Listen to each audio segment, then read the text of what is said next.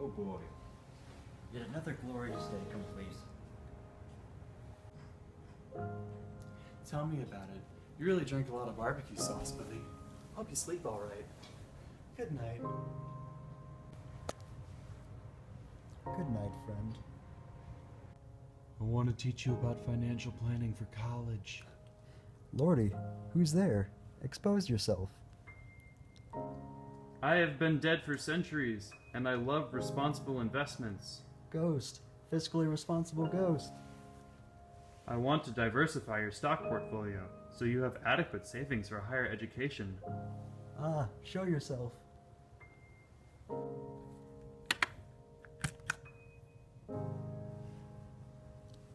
Doobity doop boop boo. Evan, wake up. Wake up.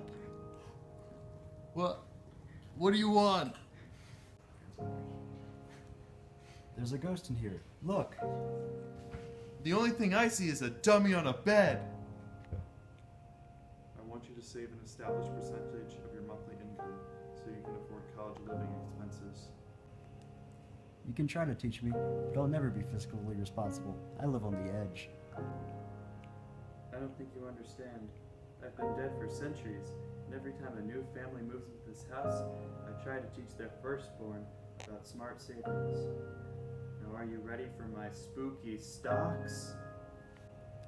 No, not the spooky stocks. Prepare to experience ultimate savings. Evan. I swear you're sleeping on the roof tonight. No, Evan, really. He's right over there. He wants to teach me about his spooky stocks. Alright, no more drinking barbecue sauce before bed. It's not the barbecue sauce, dang flabbit. The ghost is trying to teach me about finances. Look, I don't see anything. You must be having nightmares again. So go back to sleep. There's no such thing as ghosts. Night night. Evan, but... Okay, there's no finance ghost. He doesn't want to help me save certain portions of my income to pay for living expenses. He doesn't want to teach me about making responsible investments either. It's just a nightmare. Well, I guess Evan was right. That was just some crazy barbecue sauce-induced night terrors. There's no such thing as ghosts, and there's no such thing as spooky stocks. It's learning time. Oh, hi. Didn't see you there. I hear you're having trouble saving and making money for college. Well, I'm here to help. Let's start with starting. Start early. The earlier you start investing, the more dividends you collect, the more time you have to think about your stocks, and the more time to make smart investment decisions. The earlier you start working, the more money you have to put towards investments, saving for college, and practically anything else. So how do I calculate compound interest anyways? Actually represented by a pretty simple equation.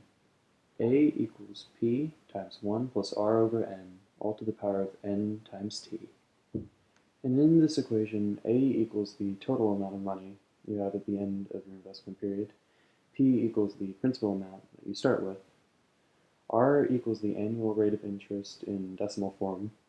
N equals the number of times in a year that your interest is compounded. And T equals the time in years. P will equal $1,200. Our rate of interest will equal 3.6% or 0.036 as a decimal. The interest will be compounded biannually, and it will be studied over a period of 8 years. And if we perform this equation, we should get a total of $1,596.41. And it's really that easy. So I won't just have more money for college, but also for safe fun? You betcha, slugger. Make sure you know how much your college of choice will cost to attend.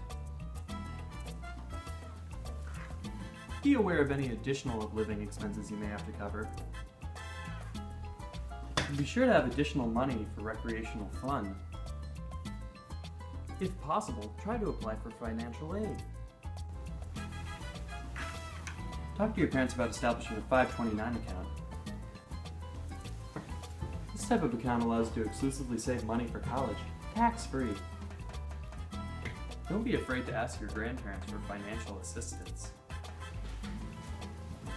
But also be capable of financial independence in case such aids are no longer available. Oh boy, oh boy. Now you gotta know the dangers as well. Your post-college life can be dominated by student loans and credit card debt. But if you can make good financial decisions, like the ones I mentioned above, you will be fiscally safe throughout college. Hey, that wasn't so bad. I love you, college finance ghost.